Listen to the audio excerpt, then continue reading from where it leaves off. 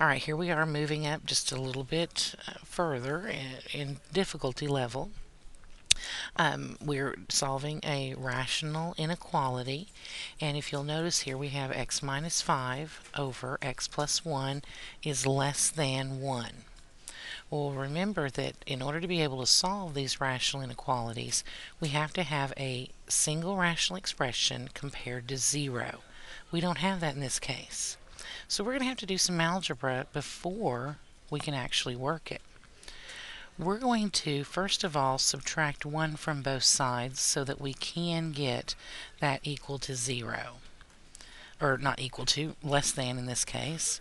So that gives us x minus 5 over x plus 1 minus 1 less than 0.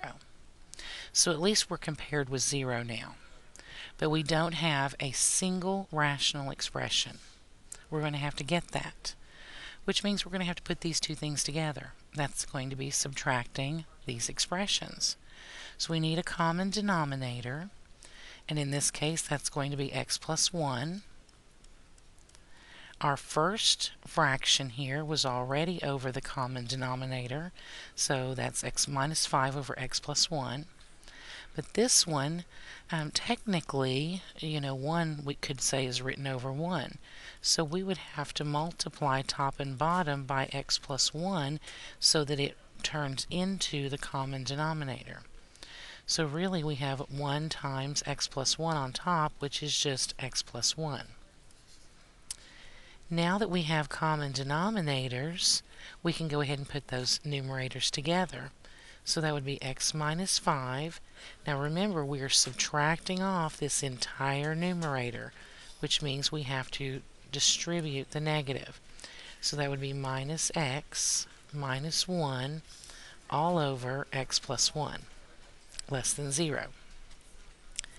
And now we have a positive x and a negative x on top, so those will cancel. So in the numerator we just have negative 6 over x plus 1 less than 0. Now we have a single fraction or a single rational expression compared to 0. Now we're in a position where we can start. Our numerator and our denominator are both fully factored, so we can't really set the numerator equal to 0. That doesn't make any sense to say negative 6 equals 0. But we can set the denominator equal to 0. X plus 1 equals 0, so x equals negative 1 is our critical value. Now we're going to set up our number line to reflect that. So here, let's put our negative 1 right here. This is what's going to separate out our sections here. So I'm going to put my factor of x plus 1, that's my denominator, but my numerator is negative 6.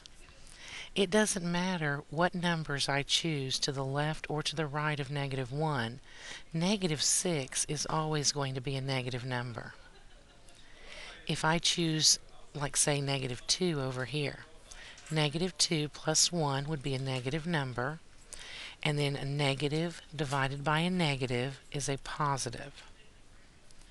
Over on this side, if I choose 0, 0 plus 1 is a positive number, and a negative divided by a positive is a negative number.